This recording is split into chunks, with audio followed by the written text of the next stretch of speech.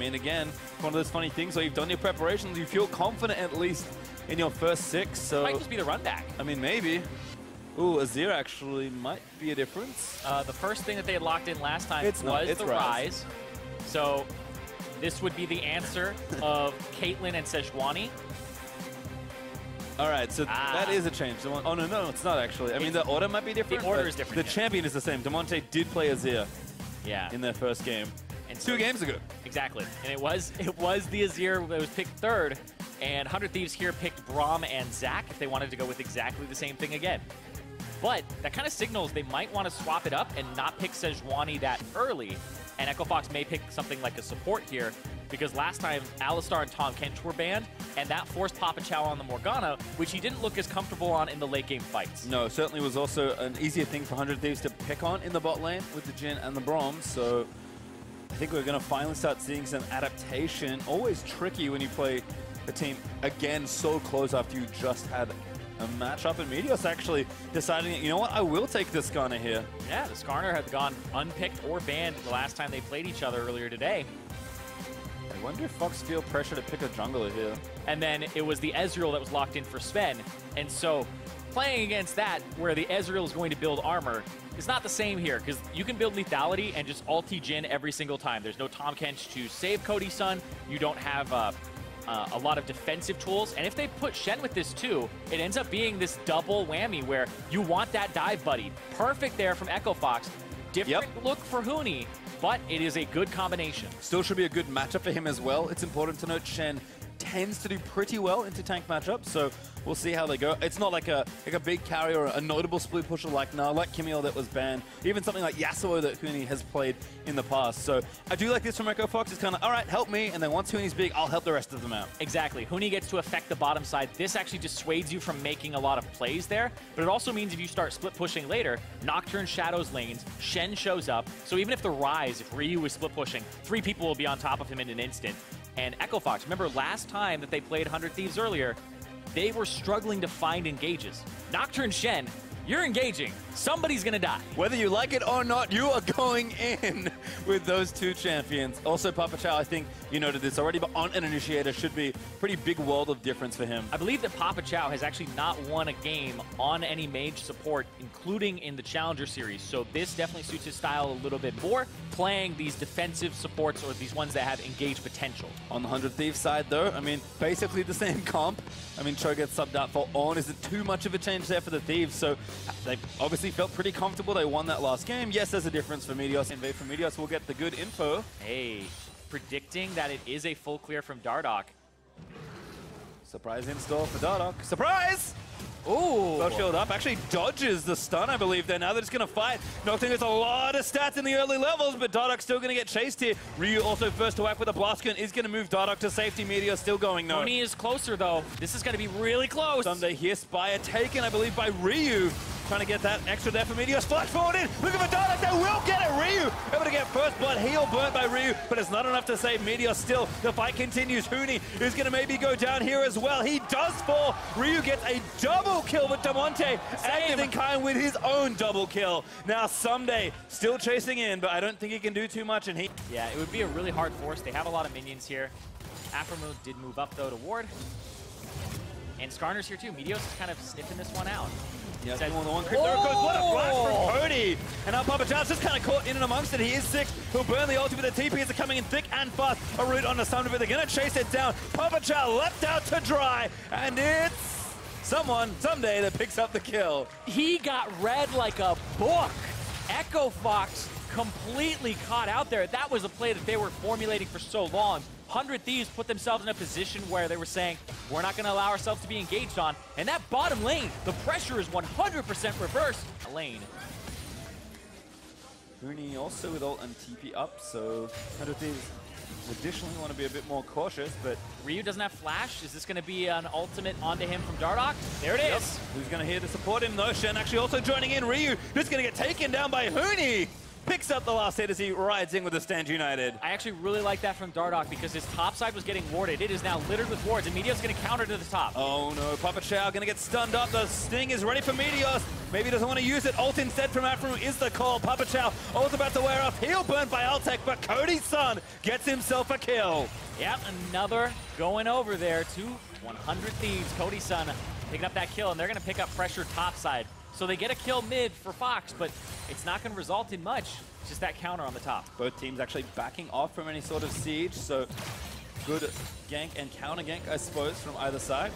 Yeah, that's really feels nice and even. It's just a really heads-up play from Meteos because their whole topside jungle is warded here, and they see wherever Dardoch is going to be there. So Dardoch goes to the bottom side. There's no longer a Shen ultimate, and you see right there, Meteos is just like, all right, screw this, top side, 100%, go up there. That was just like, he's right next to the Nocturne. That's one where he just runs straight up there. Gunner is fast champion, as it turns out. Yeah, Papa Chow has no hope here. And even then, it's just a strange situation because normally people should not doesn't trust the spell shield there, because now it's past that point where he'll E you to get the spell shield, and he'll hit you, and then you'll just R you. But Papa Chow is actually fighting. Bump over, looks like maybe Fox gonna try and take a fight. Papa Chow in trouble, Dardoch dives in, hits the Stand United, but a good flip, breaks the tether. Huni still in the fight though, another flash from Afro gonna try and get him out, but Afro will fall down to Demonte. Someday trying to get an angle here, very big ult. Kind of back and forth snipes looking for it, but Huni, yes, is enough damage from Meteos of all people to get the kill. And now Fox, with Papa Chow having no ultimate, and Ryu here in full force. A flash forward from Someday does get the kill. Here it comes, reversing on the flank, looking for it all. Ryu flashes forward. Altec going to be chased down by Meteos. 100 Thieves collect it all. What an insane play from all of 100 Thieves. Those kills falling into his hands. The CS is even, but look at this one more time. Now, if you're Echo Fox, you're trying to get certain targets. You're going after Cody, he flashes away. You decide, okay, it's time to go after Afromoon, he flashes away. Then you go after Meteos, he flashes away. And then Someday re-engages, gets a 3-man knock up there with his ultimate, where Ryu is just pelting them with damage from below, and Cody's son was able to keep firing. Top lane fight coming in. Looks like Sandrana's moving in once more, living for a little while longer. Ryu trying to make it out, but he's not going to grab it. Dardoch gets the kill. Now a taunt lands in onto Meteos, but Afro is here. Cody's firing away. What an ult from Afro. Mike comes a multi-ultimate process from the Nocturne. So you can't let up the pressure as Dardoch. Vision cleared out there by 100 Thieves around the Baron. They tried to siege the mid outer turret, but not enough luck. Azir now back to help wave clear away. I mean, Dustblade here for Dardoch really made the difference. Yeah, man, Demonte gets chunked to 1/3 HP before he can even really react. Then he slides in, and just the damage there from Dardoch almost saves him. But Ryu with the fast flash and Seraphs to kind of pull them in, lure them in. And then Meteos is already there. He was super speedy. And that's one of the benefits of Righteous Glory over Echo Fox. Thieves and protecting their outer turret and looking for a counter siege if they can find it. Yeah, right now they really want to find Ryu, is who I think Dardoch's one main target would be. But 100 Thieves say Ryu has X amount until his summoner spells are back up. So let's just group up and make sure they don't want to fight. Ooh, Papa Chow could have been caught, knocked into the air. Does pop his ulti, but it might not be enough. Demonte instead is going to be the target. Ryu able to take him down. It's a mess in the front line, but the carry's still up here for 100 Thieves. Huni is going to get stunned and killed as Ryu grabs a double kill. Ryu is popping off today. He now has the Zonias as well, so he's not even a great target afterwards. So 100 Thieves, they end up getting 2 for 0, and that will be Baron. Dardoch here, but no flash, no ult, no vision for Echo Fox. Can't possibly get into the pit. There's an Ocean Drake if you want a consolation prize. Altec gets a turret, 100 Thieves get the Baron. That doesn't seem like a very good trade. Nope, and we were talking last time about that 100 Thieves Echo Fox game earlier today, and you were like, oh, maybe 3,000 gold was kind of the difference at, biggest gold lead. Now we're already looking at one that's 6,000 in favor of 100 Thieves, and they're going to get all 3 Ocean Drakes. Ryu plants a flag outside the Drake pit with that Realm Womp, says, no, this is ours. And for Ryu, this is big because you think back to his last split. Right at the end, he was saying, I need a little bit of a break. Felt like he didn't have his competitive side anymore. He wanted to kind of reset. Now you're seeing him in full force, and alongside Someday, who's also been So that helps him survive the lethality of the Dusk Blade, because there aren't really many armor items you get to buy as a mage. That just makes him a little less They at it again. Such a good on ulti. Goodbye, Damonte. Oh, Damonte, you can see on his face, he's like, we're gone. Yep, they just got blasted through the mid lane. Papa Chow died in collateral as well. The banded up Baron minion. 100 Leaves looking to seal the deal on this game ASAP. That would be an incredible second half of the season record. 8-1 currently, 9-1 in their last 10 games would be ridiculous. Would be the best record of any team remaining in the spring. Huni, yeah, gotta be careful. Taunts out of the way with the Shadow Dash.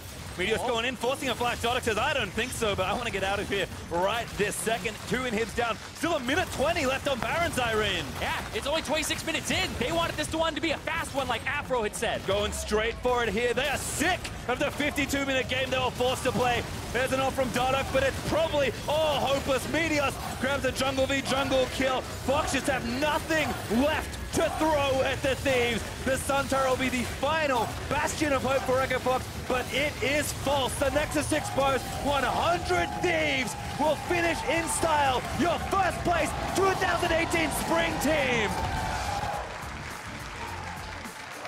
Their first playoffs, their first split as a team, and out of nowhere, 100 Thieves clean up the second half of the split. And they claim that #1. They earned that spot. We talked about how the hiccup in the middle, the roller coaster that the Thieves rode on for a couple of weeks, just felt like in any given week, somebody was lagging behind. And then as the weeks rode on, somebody would step up. It started with Afro, moved on to Cody. Solo lanes were still shaky at some points, but they made sure they're going to pick things up.